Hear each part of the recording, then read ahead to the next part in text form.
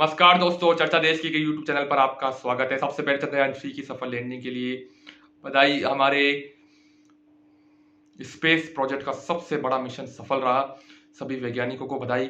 चंद्रयान 3 की पीछे सभी का मिला-जुला हाथ है। हमने शुरुआत विक्रम साराभाई, सतीश धवन जी के उस समय के ज़माने में जब हम साइकिल पर रॉकेट लेके चलते थे तब से की, और आज हम कहाँ तक पहुँच गए हैं आप देख सकते हैं। दोस्तों, चंद्रयान 3 का ये मिशन बहुत ही बड़ा मिशन था, क्योंकि हम साउथ पोल पर लैंडिंग करने वाले दुनिया के पहले देश बने। साउथ पोल आपको पता है, मैंने उस वीडियो में बताया था आपको पहले भी कि बहुत सारे रिसोर्सेज वहां पर है। सोलर सिस्टम कैसे फॉर्म हुआ उसके बारे में कई डिटेल्स है। तो ये एक बहुत बड़ी उपलब्धि निश्चित रूप से है। और इसके अलावा चांद पर लैंडिंग करने वाला फोर्थ देश बना है, यानी कि चौथा देश बना है सॉफ्ट लैंडिंग करने वाला, माफ कीजिएगा। देखिए, सॉफ्ट लैंडिंग और हार्ड लैंडिंग में क्या अंतर होता है, सबसे पहले आपको बता देते हैं। सॉफ्ट लैंडिंग वो होती है जब आपका जो लैंडर है वो सॉफ्टली लैंड हो जाता है बिना कोई क्रैश के। हार्ड लैंडिंग होती है वो क्रैश हो जाता है, यानी कि उसको लैंडिंग नहीं मानी जाती, इसलिए सॉफ्ट लैंडिंग की मान्यता है। और अब तक हमसे पहले अमेरिका, रशिया और चाइना सॉफ्ट लैंडिंग चांद पर कर चुके हैं। हमारा लैंडर विक्रम 23 अगस्त को 6:05 पर चांद पर उतर गया, और लैंडर विक्रम के साथ अब वहां पर छानबीन चालू हो गई। और रोवर जो है हमारा प्रज्ञान, वो भी वहां पर अब डाटा कलेक्ट करेगा। रोवर में टायर्स लगे हुए हैं, एक रोबोट टाइप है, एक इंसान कोई नहीं गया चांद पर, आपको बता दूं रोबोट है रोवर। और वो वहां पर अपनी रिसर्च करेगा, और जिस पॉइंट पर हमारा लैंडर विक्रम उतरा है अब उसे शिव शक्ति पॉइंट के नाम से जाना जाएगा। दोस्तों, इसके अलावा नेशनल स्पेस डे बनाया जाएगा अब से 23 अगस्त को। अब तक का सबसे बड़ा स्पेस प्रोजेक्ट हिंदुस्तान का, आपको जैसा कि मैंने बताया भी। दोस्तों, ये निश्चित रूप से हिंदुस्तान के लिए गर्व का क्षण है, हर हिंदुस्तानी के लिए गर्व का क्षण है। दुनिया भर के नेताओं ने इस पर बधाई दी है, पुतिन, बाइडन, दुनिया भर की एजेंसी, नासा, रॉस कॉस्मोस, सभी ने बधाई दी है। रॉस कॉस्मोस आपको बता दूं, लूना 25 जो रशिया का स्पेस प्रोजेक्ट था मून का, वो हाल ही में विफल हो गया था, तो सभी ने इस पे बधाई दी है। सबका इसमें एस सोमनाथ जी, उनकी पूरी टीम, भारत सरकार, सबका इसमें रोल रहा है, सबके सहयोग से ये हुआ है। दोस्तों, इसके बारे में आपको डिटेल तो मैंने पहले वीडियो में बताया, कैसे एलवीएम के बारे में बताया, जीएसएलवी, पीएसएलवी क्या होता है। अब आपको बताते हैं कि ये आने वाले टाइम में क्या करेगा। देखिए, 14 दिन तक ये अब चांद पर रहेगा। आपको बता दूं, चांद का एक दिन यानी कि धरती के 14 दिन। अब 14 दिन तक वो वहां पे क्या करेगा, डेटा कलेक्ट करेगा। पानी से जुड़े कई सबूत हो सकते हैं, रिसोर्सेज हो सकते हैं, कई रिसोर्सेज के बारे में, हीलियम, हाइड्रोजन, कई मिनरल्स हो सकते हैं जरूरी वहां पे। साउथ पोल जैसा कि मैंने बताया बहुत ही अनछुआ हिस्सा है चांद का, सर्दी बहुत है वहां पर, और बहुत ही मिस्टीरियस हिस्सा है चांद का, और निश्चित रूप से वहां पर लैंड करना भारत के लिए बड़ी उपलब्धि है। दोस्तों, साउथ पोल के बारे में जैसा कि बताया कि साउथ पोल निश्चित रूप से एक क्रूशियल पॉइंट है चांद का, हमारे मून का, और चंद्रयान 3 वहां पर हमारा लैंड हुआ है। इससे पहले चंद्रयान 2 की बात करूं तो वो वहां पे लैंड नहीं हुआ पाया था, लैंडर में खराबी आ गई थी। अब इसमें 3 तरह के, इसमें आपको जैसा कि मैंने पहले वीडियो में बताया, प्रोपोर्शनेट मॉडल, लैंडर और ऑर्बिट, 3 इसमें हमारे चीजें काम आई है। प्रोपोर्शनेट मॉडल जो चांद तक लेके गया इसको, लैंडर यानी कि विक्रम हमारा जो वहां पे उतरा, और इसके अलावा रोवर यानी कि प्रज्ञान जो वहां पे अब छानबीन करेगा, उसके जरिए वो लैंडर को तस्वीरें भेजेगा, और लैंडर हमारे इसरो के साइंटिस्टों को पृथ्वी पर तस्वीरें भेजेगा, अर्थ पर तस्वीरें भेजेगा। इसके अलावा दोस्तों, इसके अंदर 4 फेज भी होते हैं, जैसा कि मैं आपको बता सकता हूं। दोस्तों, इसमें 4 फेज कौन कौन से होते हैं आपको जानना निश्चित रूप से जरूरी है। इसमें आपको 4 फेज मिलेंगे, 4 चरण मिलेंगे अलग अलग, जिसमें वर्टिकल डिसेंट चरण मिलेगा जो कि है। इसके अलावा रफ ब्रेकिंग स्टेज होता है दोस्तों, और इसके अलावा orbiter hold stage, fine braking stage और वर्टिकल डिसेंट वो आखिरी में होता है। तो 4 इसकी स्टेजेस होती है, 4 फेजेस होते हैं, माफ कीजिएगा 4 फेजेस आपको वापस बता दूं। Rough braking stage, orbiter hold stage, fine braking stage और इसके अलावा वर्टिकल डिसेंट। तो ये 4 इसमें फेजेस होते हैं, यानी कि पहले में किलोमीटर इतना कम होगा, दूसरे में इतना किलोमीटर होगा, तीसरे में इतना किलोमीटर होगा, चौथे में इतना किलोमीटर, इतने डिग्री ये कम होगा, ऐसे ऐसे करते करते चांद तक पहुंचता है। 4 फेजेस में पहुंचा, आखिरी के 17 मिनट बड़े खतरनाक रहे जो वर्टिकल डिसेंट स्टेज के होते हैं। दोस्तों, ये तो साइंस की बात हुई। इसके अलावा कुछ और पॉइंट्स जाने तो इसमें हम दोस्तों देखेंगे कि आप देखेंगे कि इसमें आपको कि चांद के सतह पे अब हमारे जो वहाँ पे सरफेस है वहाँ पे अशोक स्तंभ और वो इसरो का जो लोगो है वो भी बनाया जाएगा। इसके अलावा कई महिलाएं भी इस मिशन में शामिल रही, जैसा कि मैंने आपको बताया 100 महिलाओं का भी हाथ है। कई लोग अपनी बहन की शादी, कई अपने रिश्तेदारों की शादी अटेंड नहीं कर पाए इस पूरे मिशन के चक्कर में। तो बहुत ही सक्सेसफुल मिशन निश्चित रूप से चांद का ये हमारा हिंदुस्तान का रहा है और बहुत बहुत ज़्यादा मेहनत हमारे साइंटिस्ट ने की है। चंद्रयान 3 का ये मिशन अच्छा रहा। इस बार मैंने आपको बताया कि ऑर्बिट नहीं है इसमें क्योंकि ऑर्बिट पहले से चंद्रयान 2 में हमने सोलर सिस्टम में हमारे मून पे भेज रखा है और ऑर्बिट वहां से खींच रहा है फोटो, तो चंद्रयान 3 में इसको डालने की जरूरत नहीं थी। चंद्रयान 2 का मिशन जैसा कि मैंने पहले इस वीडियो में बताया था, पहले वीडियो में बता भी रखा है आपको, उसमें पैसे भी लगे थे ज़्यादा और वो सफल भी नहीं हो पाया। लेकिन चंद्रयान 3 सफल हुआ और एक बहुत बड़ा लैंडमार्क है इंडिया के लिए। दोस्तों एक जमाने में हम साइकिल से स्पेस रॉकेट्स ले जाया करते थे और अलाइड ग्रुप्स के जो देश हैं, अपने आप को डेवलप्ड देश कहने वाले अमेरिका, रशिया, चाइना हमारा मजाक उड़ाया करते थे। 2013 में मेरे को याद है नासा ने एक तस्वीर जारी की थी जिसमें भैंस और किसान अब रॉकेट में चढ़ रहे हैं। तो इस तरह से हमारे देश का मजाक उड़ाया जाता था, लेकिन हमारे देश ने दिखा दिया कि मेहनत करने वालों की हार नहीं होती और चंद्रयान 3 की ये सफल लैंडिंग इसका ही एक उदाहरण है। दोस्तों एक बहुत बड़ी उपलब्धि हमारे देश के लिए, निश्चित रूप से बहुत बड़ा मून मिशन, इंडिया की स्पेस इतिहास का बहुत बड़ा मून मिशन और स्पेस से किस तरह से दुनिया में अपना नाम कमाया जा सकता है इससे पता चलता है। पूरे देश भर में जश्न था इस स्पेस मिशन के बाद और स्पेस की किस तरह से वैल्यू बढ़ी है, साइंस की किस तरह से वैल्यू बढ़ी है। हमारे देश में क्रिकेट मैचों पे जश्न मनाता था, लेकिन आजकल तो आप देखते हैं स्पेस मिशन जब सफल होते हैं तब भी इसका जश्न बनता है। तो आप देख सकते हैं कि किस तरह की उपलब्धि पूरे भारत के लिए है। अब ये साउथ पोल पर रहेगा, 14 दिन डेटा कलेक्ट करेगा, फिर हमें इसकी जरूरी इंफॉर्मेशन पहुंचाएगा। बहुत बहुत बड़ी उपलब्धि पूरे हिंदुस्तान के लिए। चंद्रयान 3 का ये मिशन सफल रहा और अब इसके बाद आने वाले मिशन, जैसे कि इसरो के साइंटिस्टों ने बताया कि चांद पर एक बार हम वापस जाएंगे जापान के साथ कोऑर्डिनेशन में 2024 में। इसके अलावा आदित्य L1 हम सूरज के लिए मिशन लगाने वाले हैं बहुत जल्द। ये मिशन भी होने वाला है। गगनयान सोलर सिस्टम के लिए होने वाला है। इसके अलावा वीनस की सतह को जानने के लिए, वहाँ पे जीवन के कुछ तत्व जानने के लिए एक मिशन जारी किया जाएगा। इसके अलावा मार्स के लिए मिशन जारी किया जाएगा। तो कई मिशन जारी करे जाने हैं इसरो के लिए। इसरो का इतिहास भी आपको मैंने पहले वीडियो में बताया, विक्रम साराभाई की कहानी बताई, वो वीडियो आप देख सकते हैं निश्चित रूप से। और चंद्रयान 3 के बारे में जैसा कि मैंने बताया, बहुत बड़ी उपलब्धि भारत के लिए। विक्रम लैंडर सफल तौर से लैंड हुआ और अशोक स्तंभ वहां पे बनाया। शिव शक्ति पॉइंट के बारे में मैंने आपको बताया। 14 दिन अब ये साउथ पोल में मून की सतह पे घूमेगा, वहां पे डेटा कलेक्ट करेगा, सोलर सिस्टम के कई रहस्य, कई मिनरल्स, वाटर क्या मून पर है, जीवन के कुछ तत्व मून पर है। बहुत बहुत बड़ी साइंटिफिक रिसर्च इस पर होगी और आने वाले टाइम में कई और रहस्यों से पर्दा जरूर उठेगा हमारे चांद के बारे में। दोस्तों ये था हमारा चंद्रयान 3 का पूरा मिशन। बहुत बहुत धन्यवाद, शुभकामनाएं आपको इसके लिए। अब दूसरी खबर पे चलते हैं दोस्तों। दूसरी खबर आई है हमारी मार्क जकरबर्ग और इलॉन मस्क की केज फाइट को लेकर। आपको पता होगा कि दोनों ने फाइट के लिए एक दूसरे को निमंत्रण दिया था। पहले तो कहा गया कि ऐसे ही कह दिया, लेकिन उसके बाद इलॉन मस्क के कहने के बाद, चैलेंज करने के बाद मार्क जकरबर्ग ने पूछा कि एड्रेस बताइए आप। तो इलॉन मस्क ने कहा कि आइए वेनस ऑक्टागन में आइए, तो एड्रेस भी बता दिया। और वहाँ की जो रेसलिंग के हमारे चीफ है भाई साहब, वो तो पहुंच गए वहाँ पर दोनों से मिलने। उसके बाद उन्होंने कहा PFI के जो वहाँ पे प्रेसिडेंट है, जो रेसलिंग संस्था है, माफ कीजिएगा PFI नहीं, तो उसके जो वहाँ पे चेयरमैन है, उन्होंने कहा कि ये दोनों सीरियस हैं और सचमुच फाइट करना चाहते हैं। उनको दिख रहे थे डॉलर, क्योंकि बहुत व्यूअर्स इसमें आएंगे। तो ये आखिर फाइट हो क्यों रही है, सबसे पहले आपको बता दूं। देखिए दोनों की लड़ाई बिजनेस की लड़ाई है, पैसों की लड़ाई है, सीधी बात है। देखिए दोस्तों, दो बड़े दिग्गज हैं, सोशल मीडिया के जायंट किलर्स हैं। मार्क जकरबर्ग की बात करूं तो उनकी जो सबसे बड़ा ऐप है आज की तारीख में सोशल मीडिया का, आपको पता है फेसबुक, 297 करोड़ उसके यूजर्स हैं दुनिया में। इंस्टाग्राम 200 करोड़, यूट्यूब है उस सूची में, लेकिन यूट्यूब मार्क जकरबर्ग का नहीं है। तो टॉप 7 में 3 तो इनके ही हैं। व्हाट्सएप भी टॉप 7 में आता है, सबसे ज्यादा यूजर्स जो दुनिया भर में है। इसके अलावा दोस्तों ट्विटर इससे बहुत पीछे है, सिर्फ 45 करोड़ यूजर्स ट्विटर के हैं। दोनों में लड़ाई किस बात की है? देखिए दोस्तों, मार्क जकरबर्ग जो है वो अपने आप में एक सोशल मीडिया जायंट है, 7वें नंबर के अमीर आदमी है पूरी दुनिया में, 7th richest person of the world.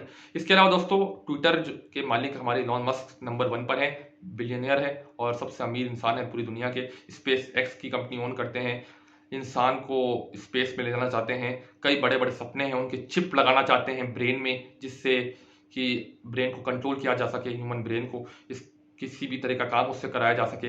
इसके अलावा हमारे इलॉन मस्क स्पेस एक्स चलाते हैं, जैसा कि मैंने आपको बताया। टेस्ला गाड़ी है उनकी, ट्विटर तो उनका है ही। ट्विटर में भी कई विवाद उनके आए दिन आए रहते हैं। कुत्ता अब सिंबल कर दिया उन्होंने, चिड़िया हटा दिया, ट्विटर के पैसे ले रहे हैं, तो उनकी भी बड़ी मनमानी है। दोस्तों इन दोनों में लड़ाई किस बात की, पहले तो बता दूं इनकी शुरुआत कहां से हुई, इन दोनों की करियर के बारे में थोड़ा जान लीजिए। 1983-84 में इनका जन्म हुआ मार्क जकरबर्ग का। मात्र 39 साल के हैं, 39 ईयर्स के, और अगर लड़ाई होती है तो निश्चित रूप से यही जीतेंगे। वैसे लड़ाई होगी नहीं होगी, क्या ये सचमुच होने वाला है, ये तो देखने वाली बात होगी। अगर लड़ाई होती है तो मार्क जकरबर्ग आसानी से इलॉन मस्क को हरा देंगे। इलॉन मस्क का जन्म 1971 में हुआ था, अफ्रीका में, कंप्यूटर की पढ़ाई कर चुके हैं। मार्क जकरबर्ग के बारे में बात करूं तो मार्क जकरबर्ग भी होशियार है और सिर्फ 20 साल की उम्र में उन्होंने फेसबुक चालू किया और आज देखिए कहां तक पहुंच गए। मार्क जकरबर्ग के बारे में आपको थोड़ा और डिटेल बताऊं तो mark Zuckerberg Meta company own करते हैं। मेटा कंपनी क्या है सबसे पहले जान लीजिए। 2021 में मेटा कंपनी इन्होंने फेसबुक का नाम बदल के रख दिया और 91 कंपनियां इसमें आती है, फेसबुक, इंस्टाग्राम, व्हाट्सअप, और जो इनको खतरा लगता है, जैसे कि इंस्टाग्राम खतरा लगा, इंस्टाग्राम खरीद लिया भाई साहब ने, व्हाट्सअप खतरा लगा, व्हाट्सअप खरीद लिया, जो भी इनका कॉम्पिटिटर आता है मार्केट में उसको खरीद देते हैं। तो ये इनकी खासियत है मार्क जकरबर्ग की, किसी को आगे नहीं बढ़ने देते, बहुत बड़े चालाक बिजनेसमैन है, बिलियनियर तो है ही जैसा कि मैंने आपको बताया, और खरीदी का खेल खेलते हैं। इसके अलावा इलॉन मस्क साहब की बात करें तो इलॉन मस्क भी बड़े व्यक्ति हैं, स्पेस एक्स ओन करते हैं, टेस्ला ओन करते हैं। टेस्ला तो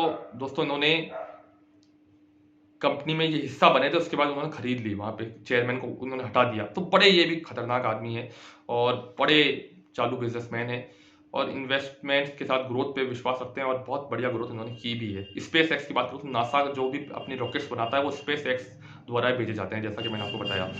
दोस्तों ये दोनों अपने आप में दिग्गज हैं। इलॉन मस्क की बात करूं तो इलॉन मस्क कई बार विवादों में रहे हैं, वॉरेन बफेट से उनका विवाद रहा है, जेफ बेजोस जो हैं अमेजोन के मालिक उनसे उनका विवाद रहा है, स्पेस प्रोजेक्ट्स को लेकर कई विवाद रहे हैं।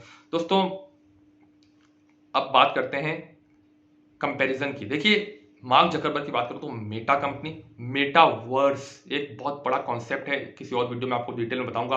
वर्चुअल रियलिटी के बारे में है पूरी तरह से, और बहुत बड़ा एक निश्चित रूप से एक प्रोजेक्ट है, ड्रीम प्रोजेक्ट है मार्क जकरबर्ग का। 5-10 सालों का उन्होंने टाइम दिया है इस प्रोजेक्ट को लेकर, मेटावर्स को लेकर, वर्चुअल रियलिटी यानी कि एक चश्मा, काला चश्मा पहन के, जैसा कि हम नजर का चश्मा नहीं, काला चश्मा, उसको पहनकर हम अपने दोस्तों से मिल सकते हैं, शॉपिंग कर सकते हैं। इस तरह का कॉन्सेप्ट है इनका मार्क मेटावर्स में। मेटा जैसा कि मैंने आपको बताया कि सभी का नाम इन्होंने मेटा रख लिया एक कंपनी का। इनको कोई नुकसान भी हुआ 2022 में, लेकिन उन्होंने अच्छी वापसी करी। 10-12 हजार एम्प्लॉयज को इनको हटाना पड़ा फेसबुक को, और फेसबुक के लिए बड़ा झटका था। उन्होंने उस समय कहा कि एप्पल और टिकटॉक इसके लिए जिम्मेदार है, क्योंकि टिकटॉक में ज्यादा एंटरटेनमेंट हो रहा है। और एप्पल की बात करूं तो एप्पल कंपनी ने अपना डाटा ट्रांजेक्शन कुछ उसमें नियम रूल्स में बदलाव किए थे, उससे डाटा सेफ्टी में खतरा हुआ था। इससे फेसबुक डाटा, आपको बता दो फेसबुक डाटा चोरी करता है, बहुत आरोप उस पर लगे हैं, तो डाटा चोरी नहीं कर पा रहा था लोगों का, इसके लिए लोगों का एडवर्टाइजमेंट नहीं हो पा रहा था। आपको बता दूं एक सबसे पहले कॉन्सेप्ट आप समझ पाएंगे अच्छे से। देखिए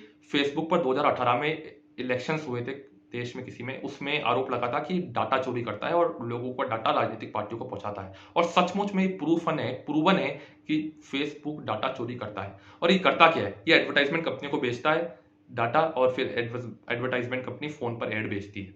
तो ये झटका लगा एप्पल ने जब इस तरह का रूल्स निकाले, तो इनको बड़ा झटका लगा मार्क जकरबर्ग को। हालांकि इन्होंने अच्छी वापसी करी इसके बाद। और टिकटॉक तो इनके लिए खतरा है, क्योंकि जिस तरह से टिकटॉक फेसबुक पर कंपटीशन लगातार चलता ही रहता है, तो दोनों इनके लिए खतरा है। ये खुद ये 2022 में कह चुके हैं। अच्छा, हालांकि इन्होंने अच्छी वापसी की है, कई एम्प्लॉयज को इनको हटाना पड़ा। मेटा कंपनी के लिए बड़ा झटका था वो। मेटावर्स वर्चुअल रियलिटी जैसा कि मैंने आपको बताया। और दोस्तों ये दोनों बड़े दिग्गज हैं, और इनमें लड़ाई किस बात की, सबसे पहले वो मुद्दा हम भूल गए। देखिए 2016 में स्पेस एक्स जो कि इलॉन मस्क की है कंपनी, उसको इन्होंने कहा मार्क जकरबर्ग ने कि आप मेरा फेसबुक की सैटेलाइट स्पेस में भेजिए। ये इन्होंने भेजी, लेकिन वो क्रैश हो गई और इनको बहुत नुकसान हुआ, डॉलर्स का नुकसान हुआ, करोड़ों में नुकसान हुआ। तो इन्होंने कहा कि स्पेस एक्स कंपनी बेकार है। हालांकि इलॉन मस्क ने उसके बाद कहा कि आप कोई भी प्रोजेक्ट वापस भिजवाते हैं तो हम भेज देंगे फ्री ऑफ कॉस्ट। हालांकि इसमें वो माने नहीं और आगे भी विवाद जारी रहा। 2017 में इसके बाद फेसबुक आर्टिफिशियल इंटेलिजेंस की तारीफ करने लगा, तो इन्होंने आर्टिफिशियल इंटेलिजेंस AI कुछ ये ला रहे थे मार्क जकरबर्ग हमारे, तो इसकी भी उन्होंने कड़ी निंदा कर दी इलॉन मस्क ने। इसके बाद दोस्तों समय आया आगे और 2018 में, जैसा कि मैंने बताया कि अमेरिकी इलेक्शंस में फ्रॉड का वो सब हुआ। अमेरिका में कहाँ पे हो, किसी देश में हुआ था, अमेरिका में नहीं हुआ था। 2018 में किसी देश में फ्रॉड हुआ था, इलेक्शंस फ्रॉड मतलब फेसबुक ने फ्रॉड किया था लोगों के साथ डेटा चोरी करके, इलेक्शन फ्रॉड नहीं हुआ था, माफ कीजिएगा। तो इस पर इन पर गंभीर आरोप लगे और बहुत कटघरे में आया, बहुत फजियत हुई उस समय। तो फेसबुक की बड़ी फजियत हुई। इलॉन मस्क ने उस समय कहा कि एक देश के इलेक्शंस में चोरी करके, लोगों का डाटा चोरी करके राजनीतिक पार्टियों को पहुंचाया जा रहा है, फेसबुक चोर है, मैं तो फेसबुक का अकाउंट मेरा डिलीट कर रहा हूं। उन्होंने आज तक, आपको बता दूं, इलॉन मस्क का ना टेस्ला का अकाउंट है ना इलॉन मस्क का अकाउंट है फेसबुक पर, आप सर्च करेंगे तो आपको नहीं मिलेगा। तो ये कई विवाद हुए, तो इन्होंने कहा इलॉन मस्क ने, मैं तो डिलीट कर रहा हूँ, आप लोग भी अपना फेसबुक अकाउंट डिलीट कर दीजिए, ये डाटा सेफ्टी के लिए बहुत बड़ा खतरा है। तो डाटा चोरी का बहुत गंभीर आरोप मार्क जकरबर्ग पे लगा है। अब इसमें कितनी सच्चाई है कि अदालतों में केस चलते ही रहते हैं। और ट्विटर तो हर चीज में विवाद में आ रहा है, ट्विटर पैसे ले रहा है बहुत ज्यादा, टैग के, हर चीज के। तो ये लड़ाई इन दोनों में है, बिजनेस की लड़ाई है निश्चित रूप से। और इलॉन मस्क और मार्क जकरबर्ग अपने आप में लेजेंड है।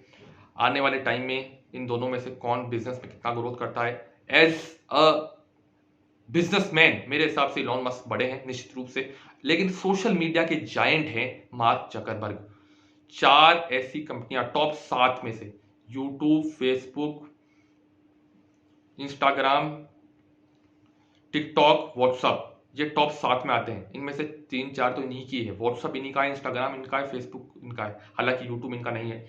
तो बहुत बहुत बड़ी ये कंपनी है और सोशल मीडिया का जाइंट। और ट्विटर इनके नहीं हटता है। ट्विटर को तो इन्होंने चुनौती दे दी थी, थ्रेड ऐप भी लेकर आ गई ये मार्क जकरबर्ग हमारे। थ्रेड ऐप ट्विटर की कॉपी कर ली इन्होंने, ट्विटर को खत्म करना चाहते हैं, ऐसा आरोप वहां पे इलॉन मस्क ने लगाया। तो ये दोनों के विवाद है। और मेटावर्स वर्चुअल रियलिटी, जैसा कि मैंने आपको बताया, आप कुछ भी कर सकते हैं उसके जरिए, अपने दोस्तों से बात कर सकते हैं, शॉपिंग कर सकते हैं।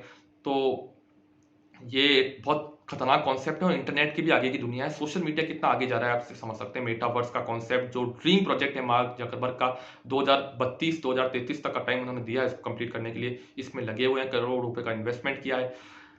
देखिए दोस्तों, गूगल ग्लासेस भी आए थे 2013-14 में, वो तो फ्लॉप गए थे, आपको पता है किस तरह से उसकी फज्जत हुई थी मार्केट में। क्या मेटावर्स का कॉन्सेप्ट सफल हो पाएगा, ये आने वाला समय बताएगा। लेकिन ये क्या हम लाइफ से इतना दुखी हो चुके हैं कि अब मेटावर्स जैसे कॉन्सेप्ट पे हमें जाना पड़ेगा, ये तो आने वाला समय बताएगा। मेटावर्स पर किसी और दिन आपसे चर्चा करेंगे विस्तार पे। अब आगे चलते हैं तीसरी खबर के बारे में। देखिए तीसरी खबर है ब्रिक्स समिट के बारे में। ब्रिक्स में अभी नरेंद्र मोदी जी जोहान्सबर्ग गए थे, जोहान्सबर्ग माफ कीजिएगा, साउथ अफ्रीका का में, और वहां पे चाइना के राष्ट्रपति जिनपिंग आए। हालांकि पुतिन साहब नहीं आए, वहां पे अरेस्ट वारंट उनके खिलाफ जारी हुआ है, इंटरनेशनल कोर्ट ऑफ जस्टिस जो भी वो है नियम उनके तहत, तो उनको डर था गिरफ्तारी का यूक्रेन वॉर को लेकर, तो वो नहीं आए। दोस्तों LAC को लेकर वहां पे नरेंद्र मोदी ने शी जिनपिंग पर हमला बोला, कहा LAC पर नियंत्रण बनाए रखे, तभी हम बात करेंगे।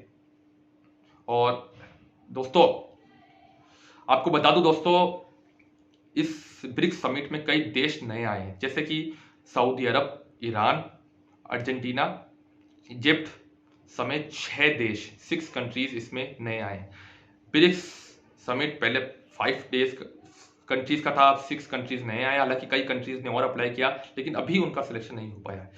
दोस्तों BRICS economics cooperation, defence cooperation, public cooperation की संस्था है और ये 5 देश निश्चित रूप से महत्वपूर्ण थे इसमें। Russia, south Africa, India, Brazil और चाइना, ये पहले 5 देश कंट्रीज थे, अब 11 कंट्रीज हो गए हैं हमारे ब्रिक्स में।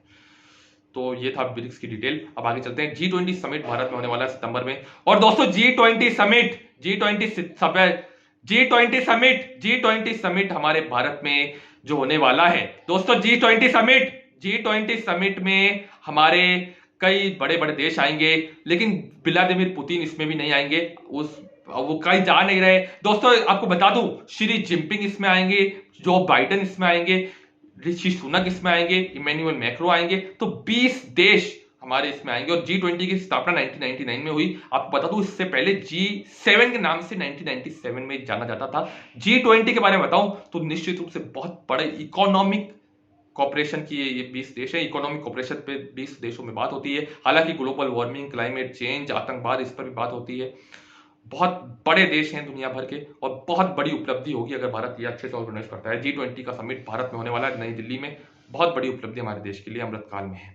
दोस्तों अगली खबर की ओर चलते हैं। लैपटॉप, टैबलेट्स और जो हमारे कंप्यूटर्स हैं उसकी इंपोर्ट पर अब बंद लगा, भारत सख्ती कर रहा है। और चाइना से जो आने वाले हैं खासकर उस पर तो बहुत सख्ती हो रही है। भारत खुद अपने इस सेक्टर में डेवलप करना चाहता है और इसको लेकर भारत सरकार ने नियम जारी किया है। इससे चाइना को बहुत बड़ा झटका लगा है। एसर, एप्पल, जहां जहां से भी लैपटॉप आते हैं उनको बहुत बड़ा झटका लगा है। हालांकि इसमें कई जो छूट दी गई है, जैसे कि रिसर्च के लिए अगर लैपटॉप ले रहे हैं, कोई इंफ्रास्ट्रक्चर के लैपटॉप ले रहे हैं, तो उसको अलाउड कर दिया गया है। इसके अलावा किसी को भी अलाउड नहीं किया गया है। दोस्तों ये लैपटॉप को लेकर बात बताइए। आपको अगली खबर है D2M को लेकर। ठीक है, D2M क्या है? Direct to mobile connection. यानी कि दोस्तों अब आप लोग वीडियो देख सकेंगे बिना इंटरनेट के। एजुकेशनल, ट्रेडिशनल, टूरिस्ट वीडियो जो आप यूट्यूब पर देखते हैं वो बिना इंटरनेट के देख सकेंगे, सैटेलाइट के जरिए।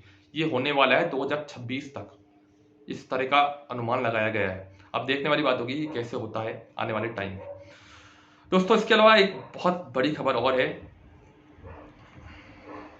हमारे नासा को लेकर। दोस्तों नासा ने X-59 सन ऑफ कॉनकॉर्ड, ये एक प्लेन लॉन्च किया है नासा ने। इसके जरिए 2 घंटे में धरती के एक कोने से दूसरे कोने पर पहुंचा जाता है। ये बहुत बड़ी एक उपलब्धि है नासा की दोस्तों। इसके अलावा आगे चलते हैं। अफ्रीका कॉन्टिनेंट जो है दोस्तों वो टूट सकता है, मतलब ड्रिफ्ट हो सकता है, जैसा कि गोंडवाना लैंड ड्रिफ्ट हुआ था। पहले आपको बता दूं एक ही पूरा कॉन्टिनेंट था, फिर 7 कॉन्टिनेंट्स बने। इसके बारे में मैंने आपको बता रखा है बहुत पहले वीडियो में, 1 साल पहले बताया था, डिटेल में बताया था, आप वो वीडियो देख सकते हैं। दोस्तों 7 कॉन्टिनेंट्स बने, उसके बाद अब अफ्रीका कॉन्टिनेंट टूट सकता है। जिस तरह से चेंजेस आ रहे हैं अफ्रीका के यहाँ पे, ऐसे अनुमान लगाए गए हैं साइंटिस्ट द्वारा, लेकिन होता है नहीं होता है देखने वाली बात होगी। दोस्तों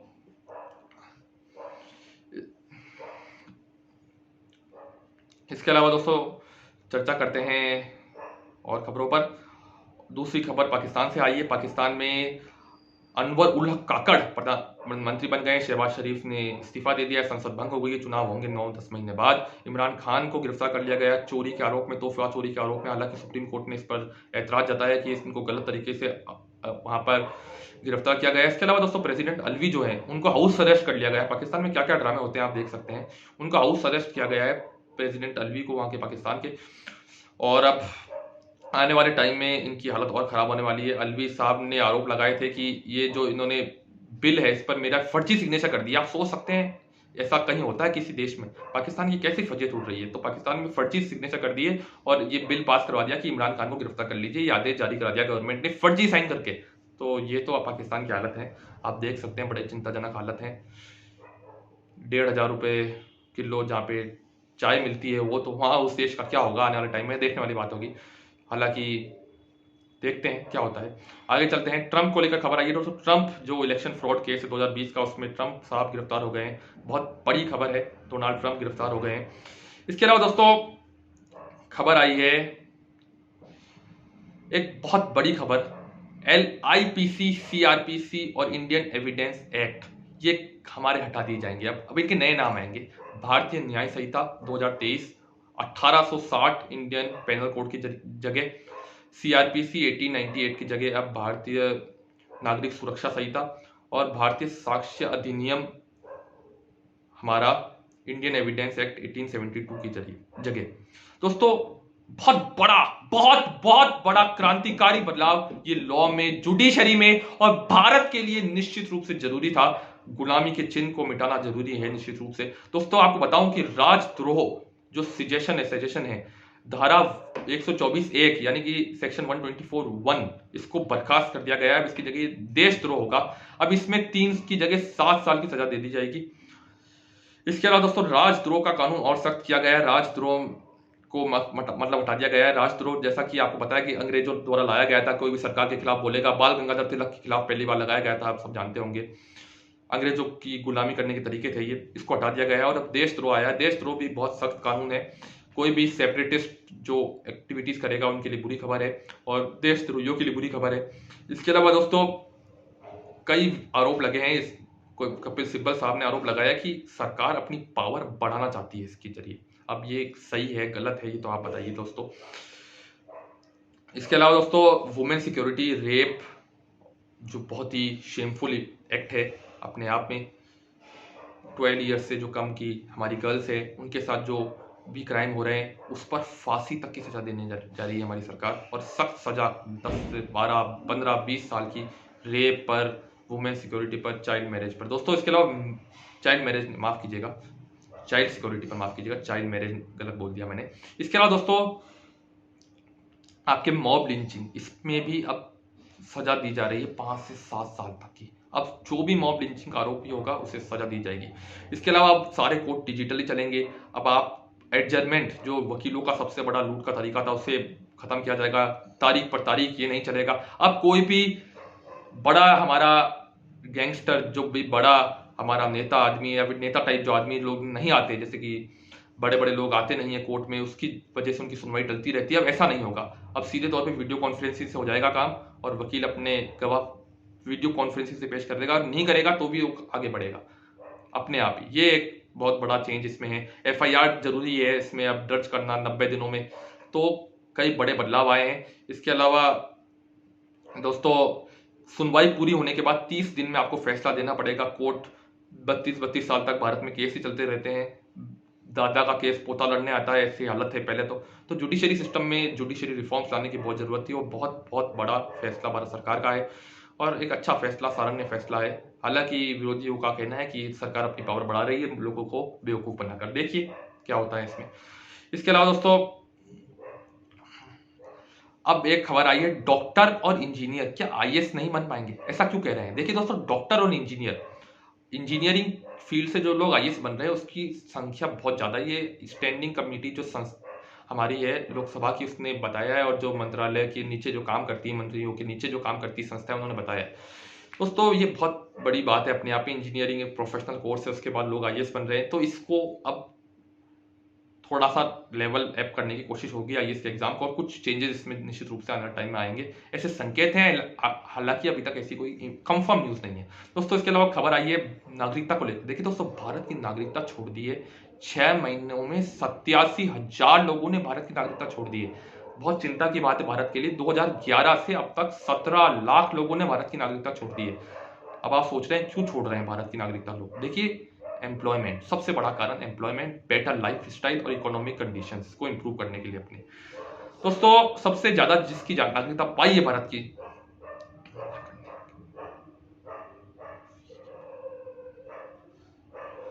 हमारे देश की नागरिकता छोड़कर, तो वो है अमेरिका। उसके बाद है ऑस्ट्रेलिया, फिर कनाडा, फ्रांस, कई कंट्रीज हैं। सबसे 3 मुख्य कंट्रीज तो यही हैं, अमेरिका, ऑस्ट्रेलिया और कनाडा। दोस्तों भारत की नागरिकता में एक और कारण है भारत की नागरिकता छोड़ने का, डुअल सिटीजनशिप। आप जानते हैं कि भारत में अलाउड नहीं है, यानी कि 2 देशों की एक साथ आप वहां पे सिटीजनशिप नहीं ले सकते। तो इस तरह से लोगों ने भारत की नागरिकता छोड़ दी है। भारत की नागरिकता मिलती कैसे है? देखिए 1959 सिटीजनशिप एक्ट है, उसके तहत बाय बर्थ मिल सकती है आपको नागरिकता, बाय रजिस्ट्रेशन मिल सकती है। और आपकी जाति कैसे है नागरिकता? सबसे पहले आपको बता देता हूँ, आपकी नागरिकता जा सकती है कई कारणों से। अगर आप 5 साल 7 साल तक देश में नहीं है और आप विदेश गए हुए हैं, तब आपकी नागरिकता जा सकती है। इसके अलावा गवर्नमेंट आपकी नागरिकता रद्द कर सकती है, देश विरोधी अगर आप पे कोई मुकदमे हैं, अगर इस तरह की कोई सिचुएशन है ऐसी, अगर आप डुअल सिटीजनशिप लेते हैं तो आपकी नागरिकता जा सकती है। तो कई ऐसी चीजें हैं दोस्तों। अब ये चिंता का विषय निश्चित रूप से भारत के लिए है। इसके अलावा दोस्तों भारतीय राष्ट्रीय संग्रहालय अब दिल्ली में बन रहा है, म्यूजियम है जिसमें हमारे प्राचीन गुप्त डायनेस्टी सबके वहां पर शुभारंभ हो रहे हैं, म्यूजियम का शुभारंभ हो रहा है। इसके अलावा मेरी माटी मेरा देश नाम का एक प्रोजेक्ट चलेगा। राजमार्ग के पास एक गार्डन है, वहाँ पर पूरे देश से, गाँवों से लोगों को मिट्टी लाएंगे, फिर वहाँ पर फंक्शन होंगे। तो दोस्तों, इसके अलावा हमारे भारत देश में एक और बहुत बड़ी खबर आई है, ये अविश्वास प्रस्ताव को लेकर। देखो दोस्तों, अविश्वास प्रस्ताव पास कर लिया नरेंद्र मोदी सरकार ने। दिल्ली सेवा बिल पास हो गया है पार्लियामेंट में। अब ये Delhi transfer posting centre government के पास आ गई। केजरीवाल जी ने बहुत कोशिश करी। इंडिया की बैठक जो होने वाली I.N.I.D.A Indian national development inclusive alliance जिसको कहते हैं हम, विपक्ष की सब पार्टियों ने मिलकर 2024 में नरेंद्र मोदी के खिलाफ ये अलायंस बनाया है, आप जानते होंगे। इसकी अगली बैठक 31 और 1 सितंबर को मुंबई में होने वाली है। विपक्षी एकता की भारत जोड़ो यात्रा का सेकंड फेज राहुल गांधी निकालने वाले हैं, गुजरात से मेघालय तक। इसके अलावा राहुल गांधी आजकल लद्दाख में है, बाइक चला रहे हैं। नरेंद्र मोदी ग्रीस हाल ही में गए, उन्हें वहां पर अवार्ड से सम्मानित किया गया। The great cross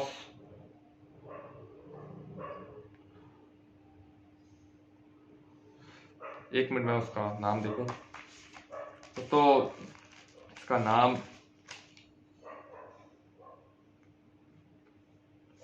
the great cross of the order of honour, तो बड़ा नाम है इसका। इसमें ये नरेंद्र मोदी जी को दिया गया। और दूसरा सबसे बड़ा सम्मान है ये ग्रीस का, आपको बताऊं दोस्तों, ये अवार्ड निश्चित रूप से बहुत महत्वपूर्ण अवार्ड है। और 1983 के बाद पहले हमारे देश के प्रधानमंत्री हैं जो ग्रीस की यात्रा करके आए हैं, और दूसरे प्रधानमंत्री हैं भारत के। इससे पहले इंदिरा गांधी जी 1983 में गई थी। दोस्तों, आपको बताऊं कि ग्रीस यूरोप में बसा देश है। दोस्तों, ग्रीस के बारे में आपको बताऊं कि अच्छा देश है, शांतिप्रिय देश है, और इसके साथ कई समझौते हमने किए हैं डिफेंस के क्षेत्र में। नरेंद्र मोदी जी ने हाल ही में कहा है कि ग्रीस के साथ हमारे समझौते बढ़ेंगे, डिफेंस, हेल्थ, एजुकेशन, सब में। और हमारे जो स्किलफुल पीपल्स है दोनों कंट्रीज के, वो एक दूसरे पे माइग्रेट करेंगे। तो कई तरीके इसमें समझौते हुए हैं इस पूरी ग्रीस यात्रा में नरेंद्र मोदी जी की। दोस्तों, इसके अलावा अल्लू अर्जुन हमारे जो हीरो हैं, Telugu hero, first Telugu hero बने, नेशनल फिल्म अवार्ड उनको मिला है। इसके अलावा गदर मूवी बहुत हिट चल रही है। ओपनहाइमर जिसको कहते हैं हम, जो कि सेकेंड वर्ल्ड वॉर पर है, वो बड़ी हिट चल रही है आजकल। उसका इजराइल में विवाद हो गया कि कई हमारी मौत नहीं दिखाई ज्यूज की, तो उस मूवी पर जरूर विवाद भी हुए हैं अभी तक। दोस्तों, फुटबॉल का जो फीफा वर्ल्ड कप है महिलाओं का, वो जीत लिया है हमारे स्पेन ने। क्रिकेट विश्व कप अक्टूबर में, नवंबर में होने वाला है। इसके शेड्यूल में कई बदलाव आए हैं। पाकिस्तान का मैच अब 14 अक्टूबर को होगा, पहले 15 अक्टूबर को होना था अहमदाबाद में। फाइनल तो अहमदाबाद में ही होगा। एशिया कप आने वाला है क्रिकेट में। दोस्तों,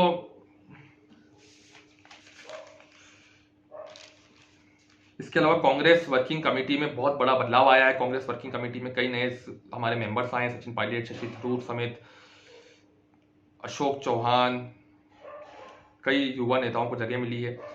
इसके अलावा दोस्तों, आपको बताऊं,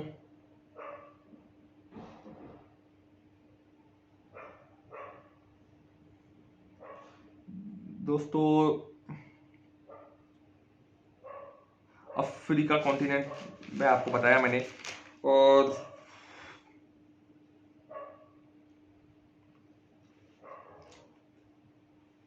वैगनर ग्रुप के जो हमारे चीफ हैं दोस्तों,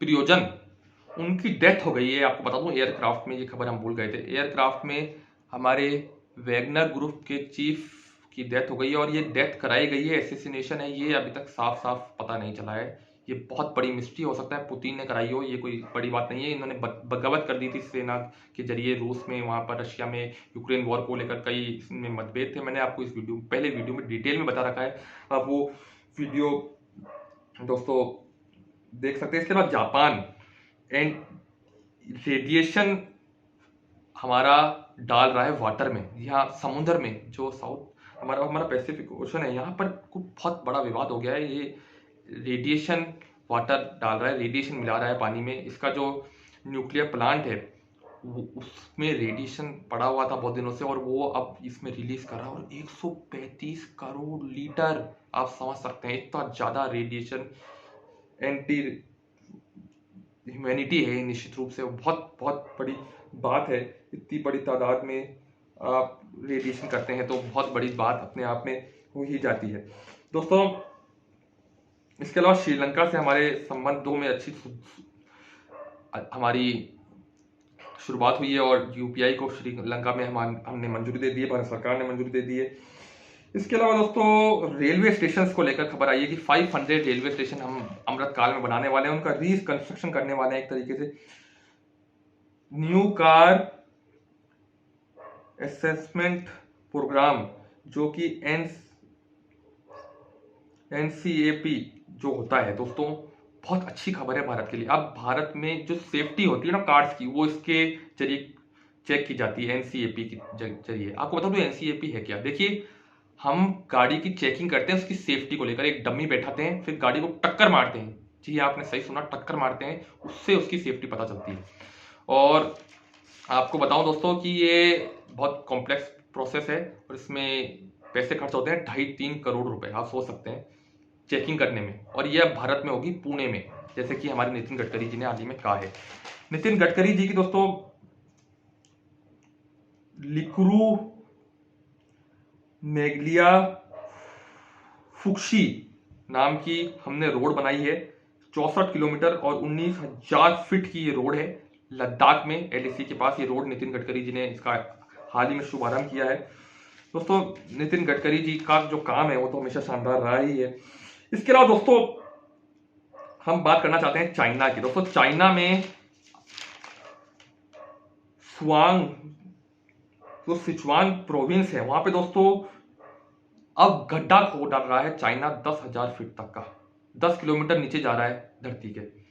दोस्तों चाइना ये ऐसा क्यों कर रहा है, चाइना ने कारण बताया है कि नेचुरल गैस के जो रिजर्व्स हैं उसको खोजने के लिए चाइना ये सब कर रहा है दोस्तों।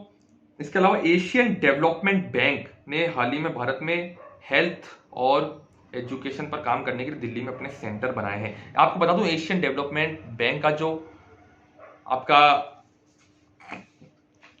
हेडक्वार्टर है वो भारत में ही है दोस्तों। इसके अलावा हिंदी को राष्ट्रीय भाषा बताया हाल ही में सुप्रीम कोर्ट ने। अब ये विवाद बहुत चलता रहता है कि राष्ट्रीय भाषा कौन सी है हमारे भारत की। इसके अलावा च्युइंगम खाने से कैंसर हो सकता है, आप सब समझ सकते हैं च्युइंगम खाने से कैंसर हो सकता है। ये मैं नहीं कह रहा, ये WHO की रिपोर्ट कर रही है। जुलाई 2023 में WHO ने कहा है कि इससे कैंसर में हो सकता है, इसमें ऐसा केमिकल है जिससे आपको कैंसर तक हो सकता है अगर आप लंबे समय तक खाते हैं। अब इसमें क्या है ये तो आप बता सकते हैं दोस्तों। इसके अलावा आपको बताते हैं एक कंट्री दोस्तों डिसअपियर होने वाला है, आपको बताऊं मैं। टिवालो नाम है इस कंट्री का दोस्तों। ये हमारे ऑस्ट्रेलिया से थोड़ा ऊपर है, समुद्र के बस तट में बसा हुआ कंट्री है, आइलैंड्स में ये डूब जाएगा आने वाले टाइम में, ऐसा बताया जा रहा है। टुवालो नाम का एक कंट्री है। इसके बाद दोस्तों 3D पोस्ट ऑफिस दोस्तों 3D printed post office Bharat में खुला है। पहला 3D प्रिंटेड पोस्ट ऑफिस हमारे भारत में दोस्तों बेंगलोर में ये खोला गया है। हमारे भारत के प्रधानमंत्री जी ने इसका शुभारंभ किया है। इसके अलावा दोस्तों माया शक्ति डिफेंस प्रोजेक्ट का शुभारंभ हाल ही में राजनाथ सिंह जी द्वारा किया गया है। कि एक बहुत बड़ा हमारा डिफेंस के क्षेत्र में एक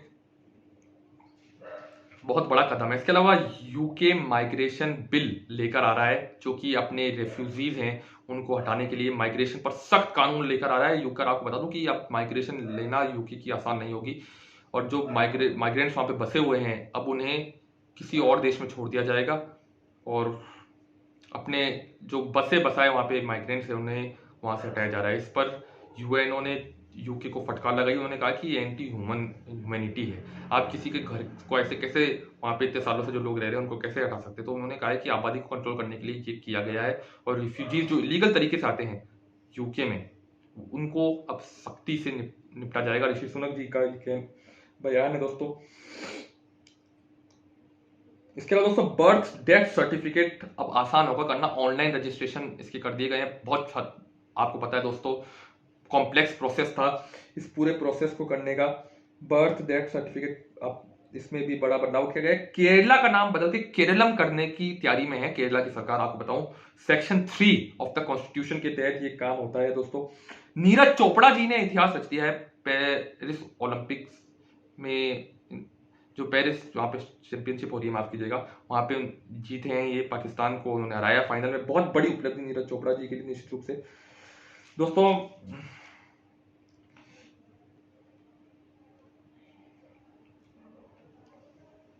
इसके अलावा दोस्तों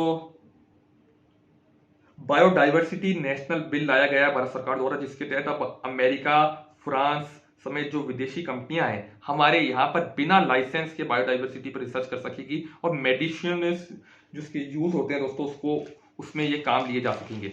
तो ये एक बहुत अच्छी खबर है। इसके अलावा दोस्तों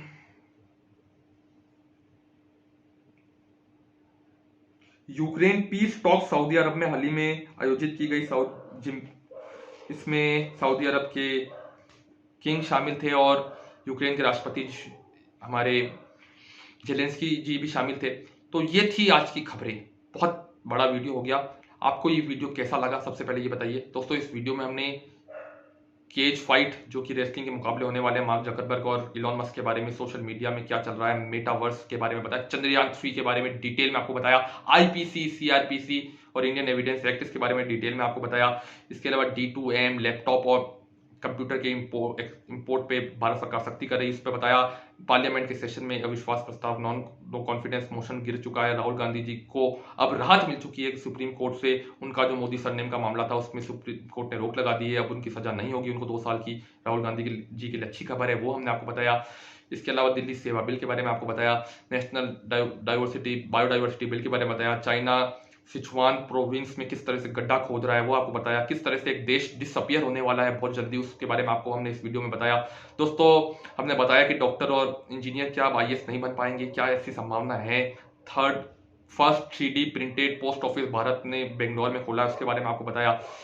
मेरी माटी मेरा गांव नाम का कैंपेन चालू किया गया है भारत सरकार द्वारा, इसके बारे में आपको हमने बताया। दोस्तों